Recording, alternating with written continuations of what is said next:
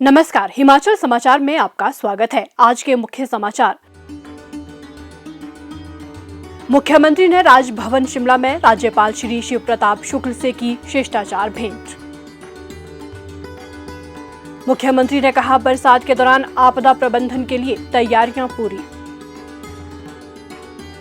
मुख्यमंत्री ने कहा, वित्तीय संसाधन जुटाएंगे, प्रदेश को आत्मनिर्भर भी बनाएंगे।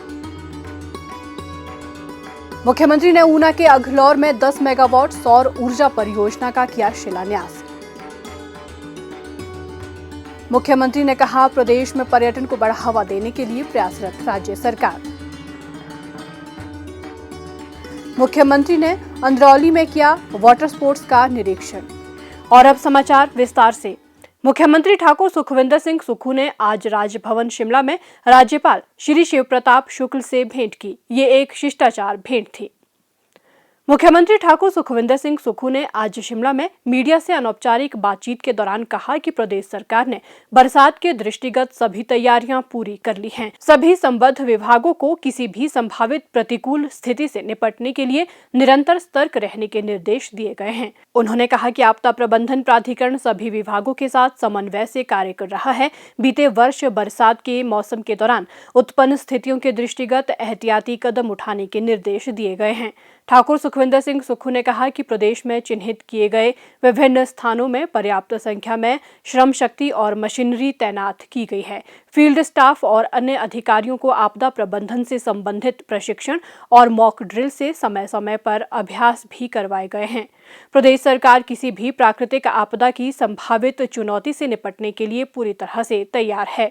इसके दृष्टिगत विभिन्न स्तरों पर प्रभावी एवं सकारात्मक कदम उठाए गए हैं। आपदा प्रबंधन के दृष्टिगत सभी जिलों के उपायुक्तों से निरंतर बैठकें आयोजित कर तैयारियों की समीक्षा भी की गई है। मुख्यमंत्री ने लोगों से आग्रह किया है कि बरसात के मौसम में एहतियात बरतें और नदी नालों के किनारे जाते समय विशेष रूप से सतर्क रहें। ये बड़ी विडंबना है कि कुनिहार जैसे एरिया में भी बादल फट रहे हैं और चौपाल में भी कल बड़ा नेरबा के पास नुकसान हुआ है। तो इन चीज़ों से हमको सबक लेना है और मेरा सभी हिमाचल की जनता से ये अनुरोध है कि जब बरसात का मौसम शुरू होगा तो नदी नालों के किनारे नहीं जाना है, क्योंकि कहीं भी अचानक नदी और नालों में एकदम पानी बादल फटने से बढ़ जाता है और अंदाज़ा भी नहीं होता और वो नुकसान जीवन को कर जाती है। तो हम इस बारे में हमने एहतियात बरतने की मैं जनता से अपील करता हूँ और हमारी जो डिजास्टर एरिया है उसकी एक मीटिंग हो चुकी है और निश्चित तौर पर भविष्य में पिछली साल की तरह आपदा ना आए, भगवान से यही प्रार्थना करते हैं और सारी चुनौतियों का सामना करने के लिए हमने दिशा निर्देश दे दिए। सबको बोल दिया गया, सबको एक्टिव रहने के लिए बोल दिया गया और मैं खुद इसका जायजा भी लेता हूँ। मुख्यमंत्री ठाकुर सुखविंदर सिंह सुक्खू ने आज जिला ऊना के कुटलैहड़ विधानसभा क्षेत्र के अघलौर में 10 मेगावाट सौर ऊर्जा परियोजना का शिलान्यास किया। ये सौर ऊर्जा परियोजना 19 हेक्टेयर क्षेत्रफल में 3 माह में बनकर तैयार हो जाएगी, जिसमें प्रति वर्ष 22.73 मिलियन यूनिट बिजली का उत्पादन होगा। इस परियोजना से राज्य सरकार को प्रतिवर्ष 8 करोड़ रुपए का राजस्व प्राप्त होगा और 791 टन कार्बन उत्सर्जन में कमी आएगी। इस अवसर पर आयोजित जनसभा को संबोधित करते हुए मुख्यमंत्री ने कहा कि जिला ऊना में ये दूसरी सौर ऊर्जा परियोजना है तथा इससे पहले पेखुबेला में भी 32 मेगावाट क्षमता की सौर परियोजना रिकॉर्ड 6 महीने में तैयार की गई है। पेखुबेला परियोजना से राज्य सरकार को प्रतिवर्ष 20 करोड़ रुपए का राजस्व प्राप्त होगा।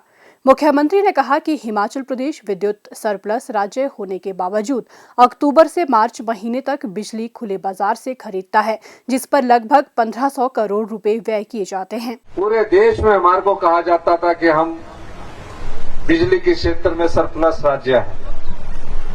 मैं आपको बताना चाहूंगा, अक्टूबर के महीने से लेकर मार्च महीने तक हम बाहर से बिजली की खरीद करते हैं और ये उस समय के जो प्रचलित दरें होती है, मार्केट में जो रेट चला होता है, उसके आधार पर हम बोली करते हैं। मैंने सोचा कि हमें सर्दी में बिजली सस्ती मिलती होगी लेकिन जब मैंने पूरा इसका अध्ययन किया तो 5 रुपए से लेकर 8 रुपए तक हम अक्टूबर से मार्च में ओपन मार्केट से बिजली खरीदकर अपनी जनता को देते, अपने उद्योगों को देते।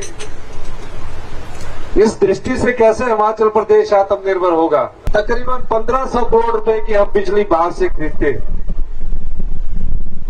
समाधान के तौर पर चर्चा हुई, 2 चीजों को हमने चुना।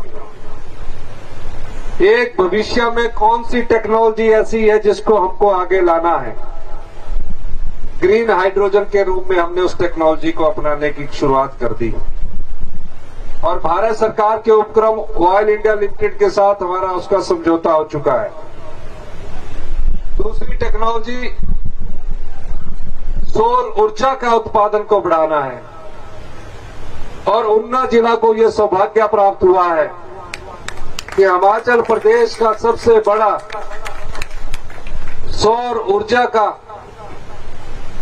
जो परियोजना है वो पेखूवाला में, जिसका शिलान्यास हमारी सरकार ने 7 महीने पहले किया था, उसका उद्घाटन भी पिछले दिनों मैंने किया।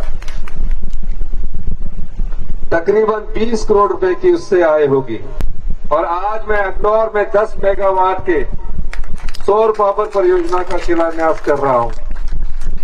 निर्देश ये दिए गए हैं कि 3 महीने या 4 महीने के भीतर उसको पूरा करना है और इससे तकरीबन 8 करोड़ रुपए की आय हर साल होगी। और इस वर्ष हमारा ध्येय ये है कि हिम ऊर्जा के माध्यम से भी जो निजी क्षेत्र में सौर पावर प्रोजेक्ट लगाना चाहता है और पावर कारपोरेशन के द्वारा भी जो पावर प्रोजेक्ट लगाना चाहता है, कम से कम 200 मेगावाट की बिजली पैदा की जा सके। सर्दियों में हमें 1000 से लेकर 1200 मेगावाट की बिजली की जरूरत पड़ती है। अगर ये 200 मेगावाट पैदा होगी तो हमारी कुछ बिजली जो हम बाजार से खरीदते हैं उस पर निर्भरता कम होगी। ठाकुर सुखविंदर सिंह सुक्खू ने कहा कि हिमाचल प्रदेश को जल विद्युत परियोजनाओं से 12% रॉयल्टी मिल रही है, जो कि बेहद कम है। उन्होंने कहा कि सतलुज जल विद्युत निगम लिमिटेड अघलौर में सौर ऊर्जा परियोजना स्थापित करना चाहती थी, लेकिन राज्य सरकार ने इसे स्वयं संचालित करने का निर्णय लिया। उन्होंने कहा कि राज्य सरकार विभिन्न विकासात्मक परियोजनाओं के लिए धन की उपलब्धता सुनिश्चित कर रही है और हिमाचल को आत्मनिर्भर राज्य बनाने की दिशा में आगे बढ़ रही है, जो राज्य सरकार की दृढ़ इच्छा शक्ति का प्रत्यक्ष प्रमाण है। उन्होंने कहा कि पूर्व मुख्यमंत्री श्री जयराम ठाकुर के नेतृत्व में पिछली भाजपा सरकार हिमाचल प्रदेश के हितों का संरक्षण करने में असफल रही। इसके विपरीत वर्तमान राज्य सरकार प्रदेश के संसाधनों का सर्वोत्तम दोहन कर इसका संवर्धन भी सुनिश्चित कर रही है। उन्होंने कहा कि राज्य सरकार ने पिछले 1.5 वर्ष के कार्यकाल में प्रदेशवासियों के लिए अनेक कल्याणकारी निर्णय लिए हैं।